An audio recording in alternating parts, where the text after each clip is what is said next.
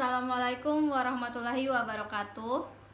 Perkenalkan, kami dari kelompok 5, di mana di sini kami akan menjelaskan tentang teori pengambilan keputusan. Kami dari kelompok 5, di mana terdiri dari Berliana Syafitri, Claudia Meliana, Eni Susilawati, dan saya sendiri, Sri Wayuni. Langsung saja ke penjelasannya. Apa itu pengambilan keputusan? Pengambilan keputusan adalah suatu proses pemilihan alternatif dan merupakan salah satu faktor penting dalam suatu kehidupan organisasi. Karena setiap kegiatan atau peristiwa dihubungkan adanya satu keputusan untuk melalui suatu proses yang selanjutnya akan menentukan hasil yang akan dicapai. Yang kedua, apa dasar pengambilan keputusan? Yang pertama, intuisi. Yang kedua, pengalaman. Ketiga, fakta. Keempat, wewenang. Dan yang kelima, rasional. Langkah dalam proses pengambilan keputusan. Yang pertama itu mengidentifikasi keputusan. Dalam membuat keputusan yang tepat adalah mengenali permasalahan serta memutuskan untuk mengatasi hal itu, dan juga untuk menentukan alasan tentang mengapa keputusan ini akan membuat perubahan bagi konsumen atau karyawan. Yang kedua, mengumpulkan informasi. Selanjutnya, saatnya untuk mengumpulkan informasi sehingga dapat membuat keputusan berdasarkan data dan fakta. Tahap ini membutuhkan penilaian untuk menentukan informasi apa yang relevan. Itu yang kedua. Yang ketiga, mengidentifikasi alternatif. Dengan memahami permasalahan, mengidentifikasi kemungkinan dan menstimulasikan akan lahir opsi-opsi keputusan.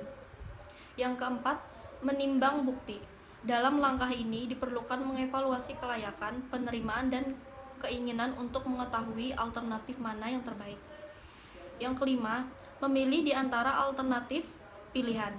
Ketika tiba waktunya untuk membuat suatu keputusan, pastikan bahwa adanya resiko yang menempel pada keputusan yang dipilih. Yang keenam, bertindak.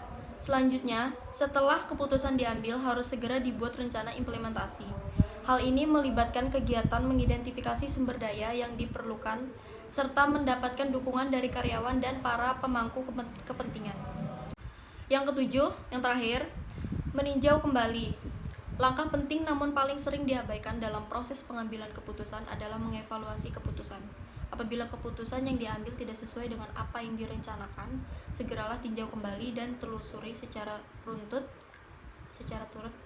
apa yang menyimpang atau tidak sesuai. Tipe pengambilan keputusan yaitu decision making adalah tindakan manajemen dalam memilih alternatif untuk mencapai sasaran. Tipe pengambilan keputusan dibagi menjadi 3 tipe, yaitu 1. Keputusan program atau keputusan terstruktur. Keputusan terprogram atau keputusan terstruktur yaitu keputusan yang berulang-ulang atau rutin sehingga dapat diprogramkan. Keputusan terstruktur terjadi dan dilakukan terutama pada manajemen terikat bawah. Contohnya seperti manajer produksi dari PT X selalu melakukan kegiatan rutin setiap awal bulan, yaitu dengan melakukan pembelian bahan baku untuk persediaan. Terus yang kedua, keputusan setengah terprogram atau setengah terstruktur, yaitu keputusan yang sebagian dapat diprogramkan, sebagian berulang-ulang dan rutin dari sebagai tindakan terstruktur. Keputusan ini sering terjadi bersifat rumit dan membutuhkan perhitungan-perhitungan serta analisis yang terperinci. Contohnya, Pak Darwin adalah seorang manajer keuangan pada PT Arta.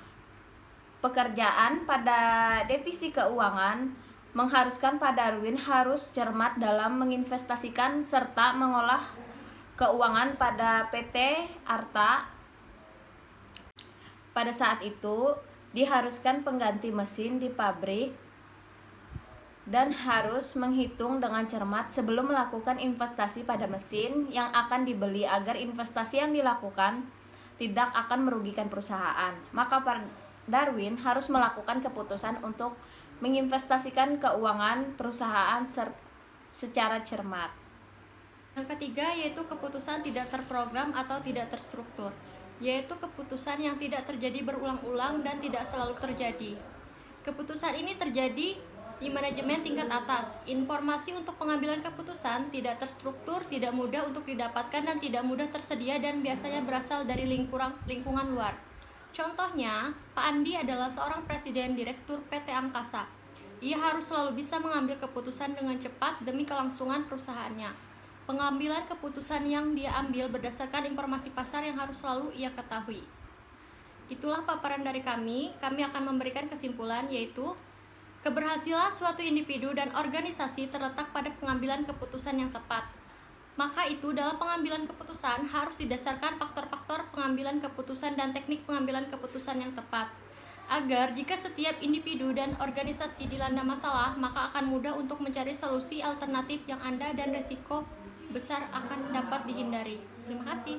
Sekian penjelasan dari kelompok kami, kurang dan lebihnya mohon dimaafkan. Wassalamualaikum warahmatullahi wabarakatuh.